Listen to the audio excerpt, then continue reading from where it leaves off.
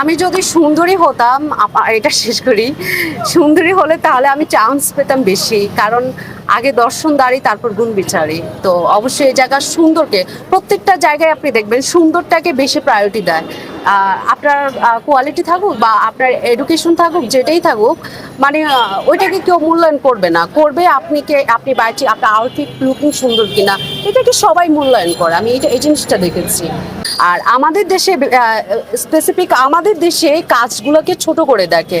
তো আমি বলবো যে আজকে যারা রিক্সার ড্রাইভার যদি রিক্সা না চালাইতো, তাহলে আমরা তো এত টাকা, এই যে আমাদের যে টাকা, ওই টাকা আমরা সেভ করতাম কি করে? রিক্সাটা আছে বলেই তো আমরা এই রিক্সাতে করে যেতে পারছি।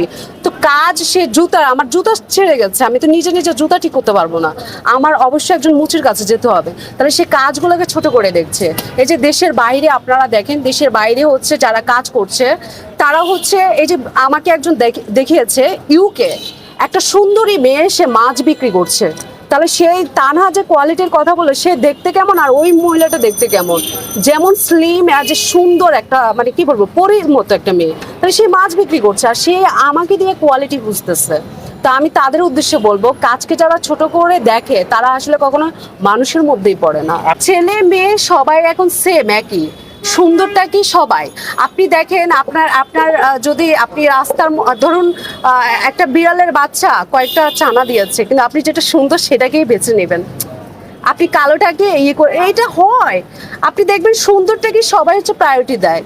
মানে এখন আপনি দেখতে সুন্দর না, ঠিক আছে, আপনাকে কেউ মূল্যায়ন করবে না, কিন্তু আপনার কি এডুকেশন আছে সেটাকেও মূল্যায়ন করবে না, ও করবে শুধু আপনার আউটফিট লুকিংটা। অবশ্যই সুন্দরের পূজারি এখন সবাই। আপনি বাস্তবতা কেন আপনারা বুঝতে পারছেন না? বাস্তবতা এইটাই যে সবাই সুন্দরটাকে হচ্ছে প্রায়োরিটি দেয়। ইভেন দেখবেন যারা ভালো মানুষ তাদেরকে কেউ মূল্যায়ন করবে না, যারা খারাপ তাদের পিছনে হাজার মানুষ থাকবে। খারাপটাকে মানুষ মূল্যায়ন করে, ভালোটাকে মানুষ মূল্যায়ন করে না। বর্তমান যুগের কথা বলছি। মানুষের মধ্যে অভিনয় জানতে হবে, সে ন্যাকামো ভাবে কথা করতে হবে, ন্যাকামো ভাবে কথা বলতে হবে। তো সেটা আমি জানি না, ঠিক আছে। মানে ন্যাকামো কথাগুলো যেগুলো মানে মেয়েরা বলে থাকে সচরাচর, আমি একটু না, মানে কি বলবো, স্ট্রেট ফরওয়ার্ড কথা বলি।